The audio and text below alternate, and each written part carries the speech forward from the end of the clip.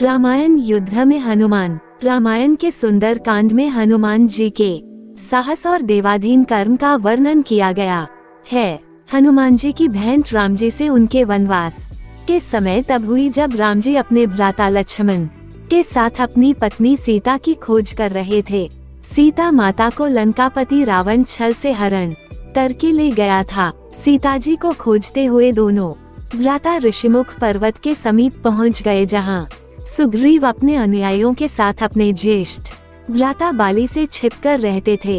वानर राज बाली ने अपने छोटे भ्राता सुग्रीव को एक गंभीर मिथ्याबोध के चलते अपने साम्राज्य से बाहर निकाल दिया था और वो किसी भी तरह से सुग्रीव के तर्क को सुनने के लिए तैयार नहीं था।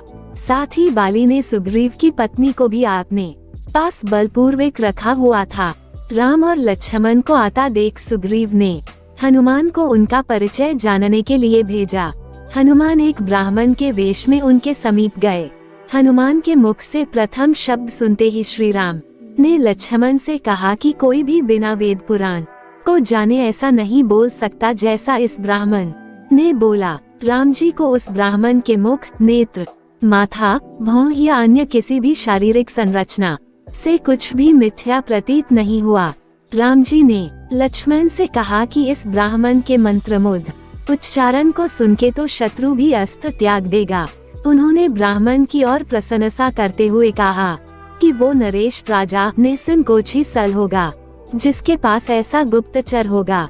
श्री राम के मुख से इन सब बातों को सुनकर हनुमान जी ने अपना वास्तविक रूप धारण किया और श्री राम के चरणों में नतमस्तक हो गए। श्री राम ने उन्हें उठाकर अपने हृदय से लगा लिया। उसी दिन एक भक्त और भगवान का हनुमान और प्रभु राम के रूप में अटूट और अनश्वर मिलन हुआ। तत्पश्चात हनुमान ने श्री राम और सुग्रीव की मित्रता करवाई। इसके पश्चात ही श्री राम ने बाली को मारकर सुग्रीव को उनका सम्मान और गौरव वापस दिलाया और लंका युद्ध में सुग्रीव ने अपनी वानर सेना के साथ श्री राम का सहयोग दिया।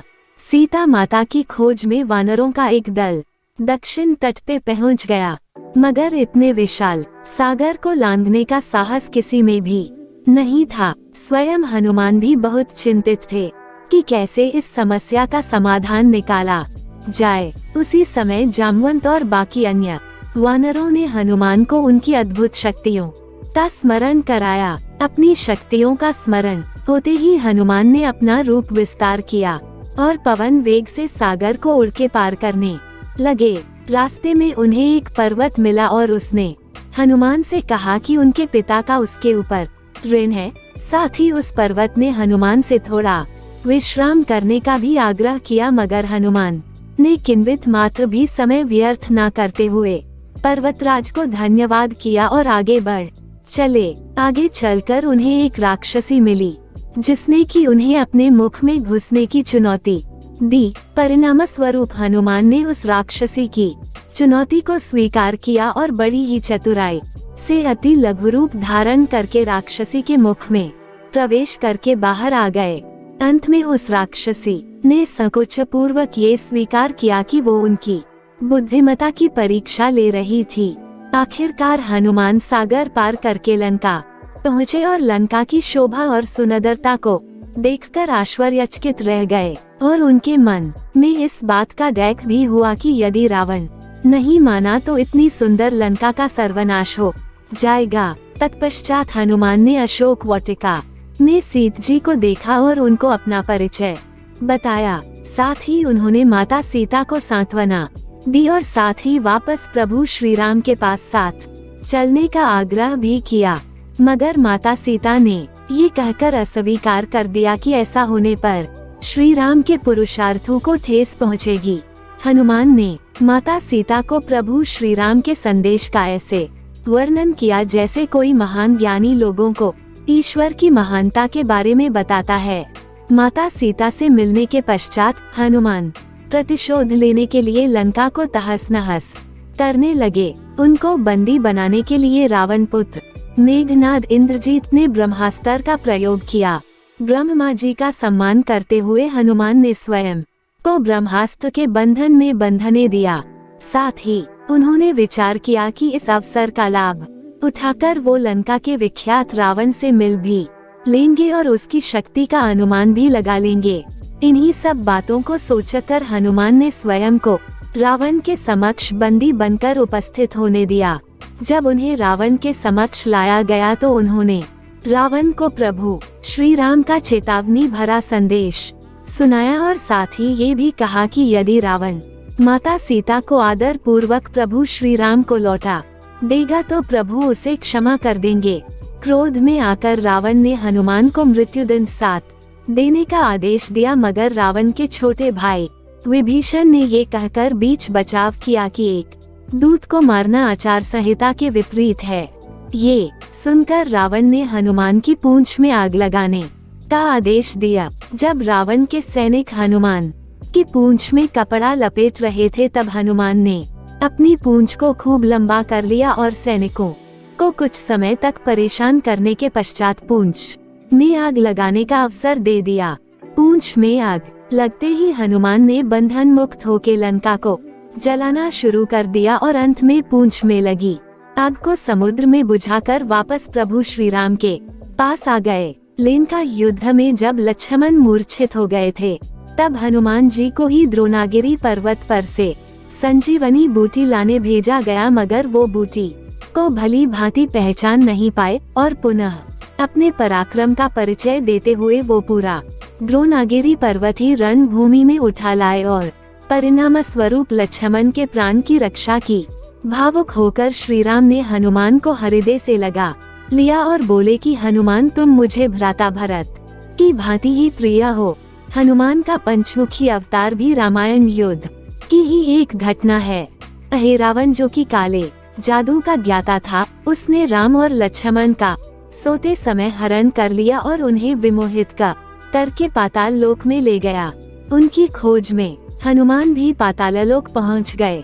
पाताल लोक के मुख्य द्वार एक युवा प्राणी मकरध्वज पहरा देता था, जिसका आधा शरीर मछली का और आधा शरीर वानर का था। मकरध्वज के जन्म की कथा भी बहुत रोचक है।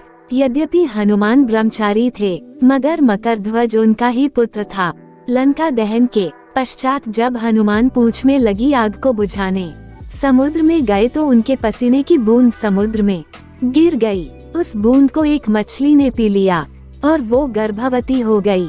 इस बात का पता तब चला जब उस मछली को अहिरावण की रसोई में लाया गया। मछली के पेट में से जीवित बचे उस विचित्र प्राणी को निकाला गया। अहिरावण ने उसे पालकर बड़ा किया और उसे पातालपुरी के द्वार का रक्षक बना दिया। हनुमान इन सभी बातों से अनभिज्ञ थे। यद्यपि मकरध्वज को पता था कि हनुमान उसके पिता है, मगर वो उन्हें पहचान नहीं पाया क्योंकि उसने पहले कभी उन्हें देखा नहीं था।